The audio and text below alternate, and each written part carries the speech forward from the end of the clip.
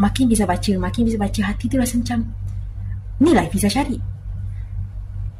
So tapi masa tu lawa remaja kan, jujur kawan, kita semua pernah lalui fasa-fasa tu, remaja-remaja kan. So dari situ kira macam Fiza mula nak dekatkan diri dengan Allah dalam diam tak, dalam senyap. So Fiza cuba hari esok tu Fiza cuba buat solat Zuhur. Dalam satu hari tu kita patut buat 5 waktu sehari semalam. Tapi biar cerita macam mana Fiza berhijrah, macam mana Fiza berubah, okay? Slow, pelan-pelan, sampailah dia jadi macam sekarang ni, jaga solat 5 waktu semua kan. So Fiza buat Zuhur, dia rasa macam tenang, macam hati tu dalam tu komplit lah. Ni lah yang aku nak, tenang. Ni lah yang aku cari. Aku cari kat tempat lain. Ni lah aku nak, bahagia, tenang dari dalam.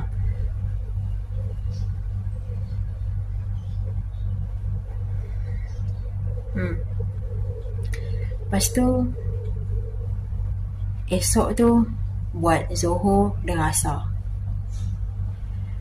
Macam tu lah seterusnya buat sikit Zuhur, Asar, Maghrib tu. Esoknya buat macam ni sampailah betul-betul satu hari tu buat 5 waktu terus.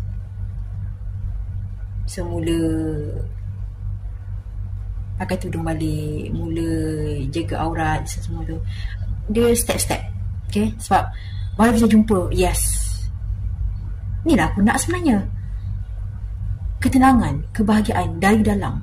Tapi kita cari kat luar, kita cuba tu, kita cuba ni. Tak, no. Sebab Fiza orang yang paling last sekali untuk rasa sunyi, tapi sunyi juga. So benda tu tak betul, salah. Tapi masa tu Fiza rasa macam benda tu yang terbaik.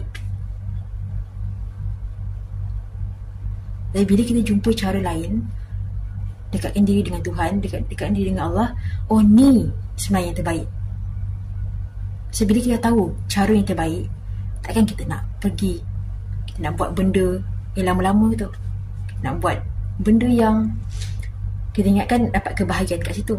Tapi tak, benda ni salah, tak betul, ada cara lain. So kita buat cara lain.